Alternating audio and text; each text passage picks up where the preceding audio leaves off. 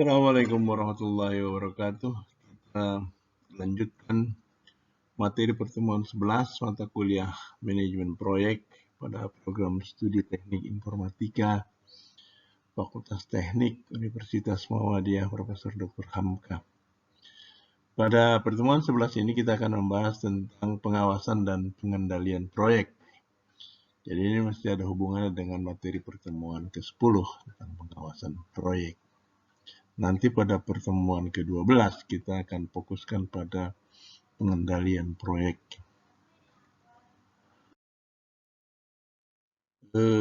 Di pertemuan ini kita akan bahas tentang pengawasan dan pengendalian proyek dengan fokus pada proses pemantauan atau monitoring, monitoring kemajuan, monitoring progres proyek, dan tindakan korektif. Proses pemantauan. Proses pemantauan terdiri dari langkah-langkah berikut. Kemajuan pemantauan, maka ini sering disebut pengukuran kemajuan atau memperbarui jadwal. Perbandingan kemajuan aktual pada pekerjaan dibandingkan dengan kemajuan yang direncanakan dalam jadwal semula. Mengambil tindakan korektif. Pada tahap akhir ini, manajer proyek mengoreksi masalah jadwal berdasarkan semua informasi yang tersedia. Pengendalian, kunci elemen komunikasi. Jadi dalam pengendalian itu, jadi komunikasi menjadi elemen yang sangat penting. Pengendalian adalah proses perencanaan dan penjadwalan yang mendahulinya, bahwa langkah penting pertama adalah untuk membawa semua pihak yang bersangkutan ke dalam proses. Komunikasi yang efektif memerlukan hal berikut ini.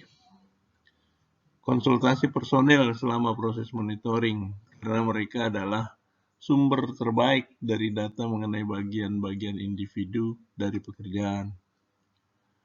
Menampilkan informasi yang diperoleh dengan cara yang paling jelas.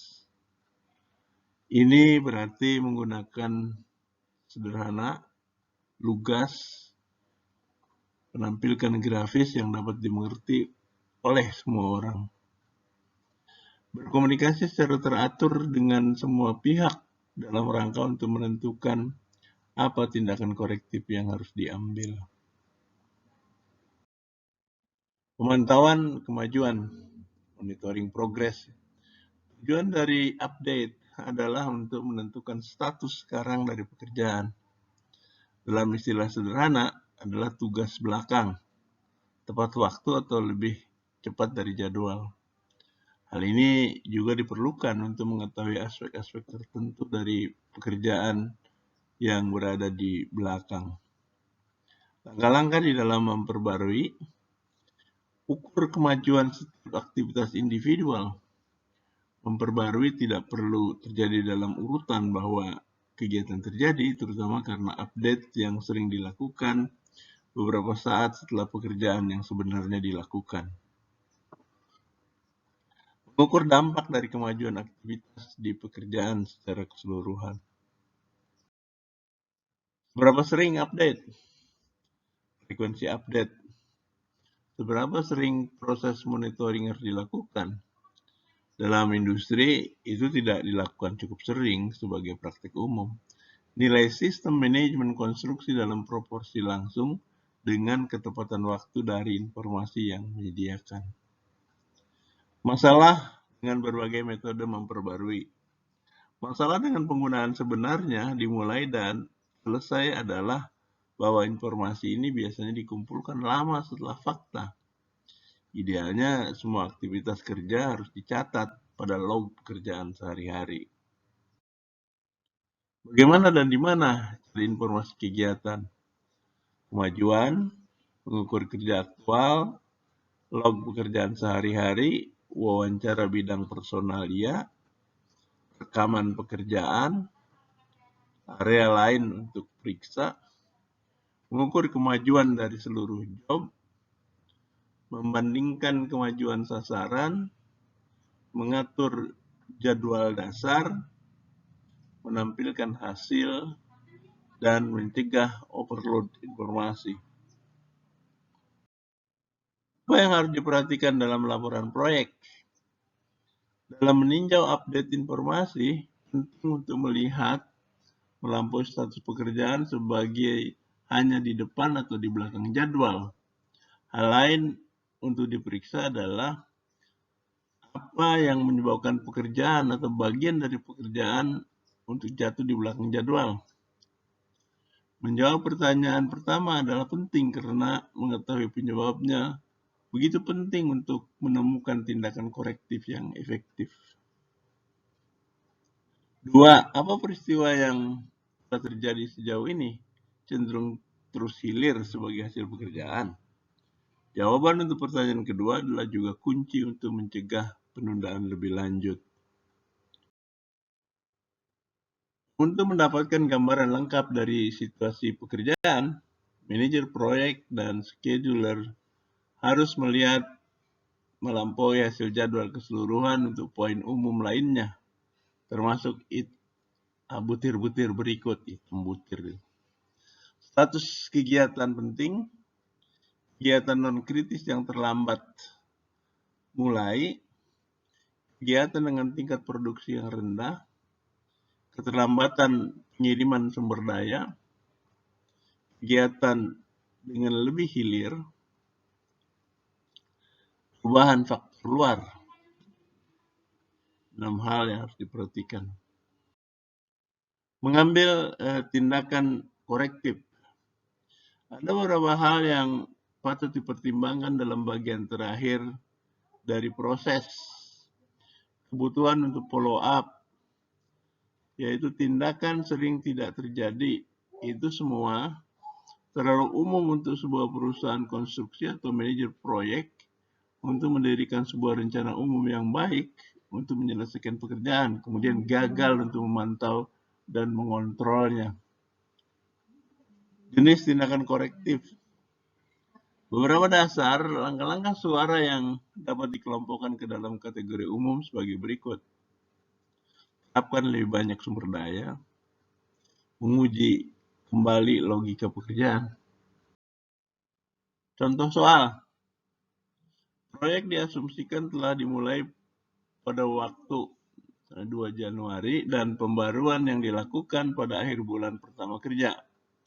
Pekerjaan yang mungkin akan terjadi dalam beberapa bulan pertama pekerjaan. Perhatikan bahwa pekerjaan dijadwal untuk bulan pertama meliputi kegiatan sebagai berikut. Menerima NTP, obligasi dan izin, mengatur pengendalian erosi, memobilisasi ketentuan umum produk, kelas dan grup site, roof class site, install badai saluran air,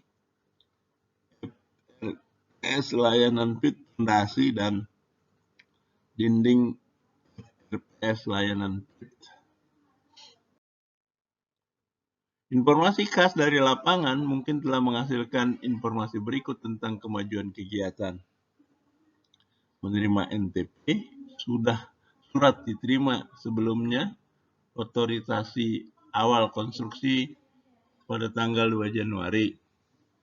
Obligasi dan asuransi, sertifikat dikirimkan ke pemilik pada waktunya.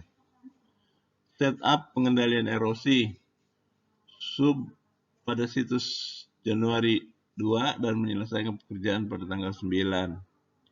Memobilisasi ketentuan umum produk, pagar, trailer, tiolet portable, tanda-tanda dan sebagainya yang diinstal tepat waktu.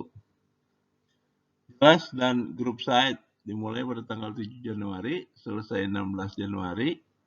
Kontraktor itu awal mendapatkan dozer ke situs, tapi pekerjaan diselenggarakan oleh tujuan selama bagian terakhir dari minggu ke-7. Dasar kelas site, pekerjaan dimulai pada tanggal 16 Januari, segera setelah selesai jelas dan grup, selesai pada 23 Januari, kerja diperlambat agar agak oleh kondisi basah. Menginstal badai drains mulai akhir pada tanggal 24 karena keterlambatan grading site. Kemajuan pekerjaan sebagai data tanggal 50%. Menggali untuk layanan pit dimulai pada tanggal 24 setelah roof site class site selesai pada 28 Januari. RPS layanan pit fondasi dimulai pada 29 Januari, bekerja 50% selesai pada tanggal data. Jika kita membangun pada tanggal 2 Februari dan menerapkan informasi ini untuk proyek, kita bisa melihat bahwa semua item, semua butir administrasi lengkap. NTP, obligasi asuransi, ketentuan umum dan pengendalian erosi. Juga beberapa pekerjaan di proyek selesai. Clear dan group, rough class site, dan menggali untuk layanan pit telah selesai meskipun sedikit di belakang jadwal karena cuaca basah daripada terjadi selama seminggu dari tanggal 7 Januari juga. Beberapa pekerjaan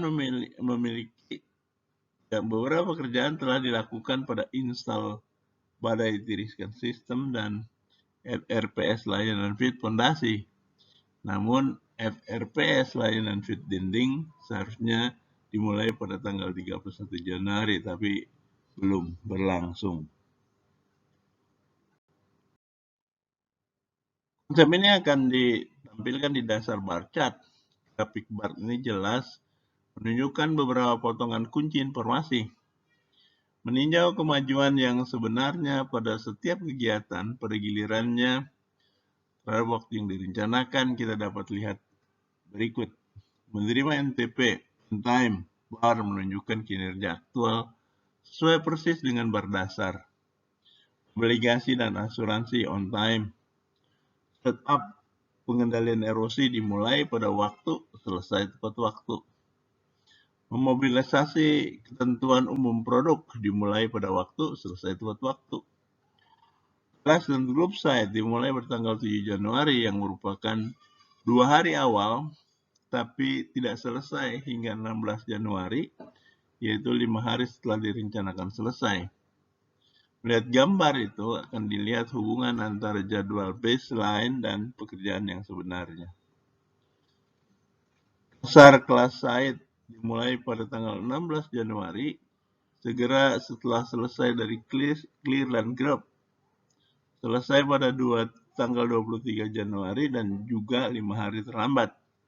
Hal ini jelas pada titik ini bahwa proyek ini sekarang berjalan 5 hari di belakang jadwal. Menginstal badai drain dimulai tanggal 24 karena penundaan sebelum di grading site, kemajuan pekerjaan sebagai data tanggal 50%.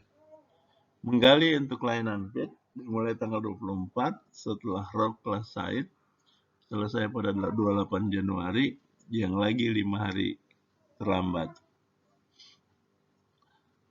RPS layanan pit fondasi dimulai pada tanggal 29 Januari. Bekerja 50% selesai sebagai data tanggal. Mengingat perbandingan ini, jelas bahwa beberapa penundaan telah terjadi. Melakukan perbandingan antara jadwal awal dan jadwal yang sebenarnya menunjukkan bahwa proyek ini sekitar 1 minggu atau 5 hari di belakang jadwal awal. Pada awal sebuah proyek yang memiliki durasi lebih dari 1 tahun, ini bukan waktu yang signifikan. Namun, tanpa informasi yang disajikan dalam laporan dasar, seorang manajer proyek akan memiliki cara untuk tahu bahwa ada masalah. Ringkasan. Proses penting dan teknik pemantauan pengendalian proyek dan bagaimana kritis langkah-langkah ini dapat untuk keberhasilan akhir dari sebuah proyek. Namun, di dunia nyata, sibuk manajemen proyek, langkah-langkah monitoring terlalu sering lupa atau diberikan sedikit perhatian.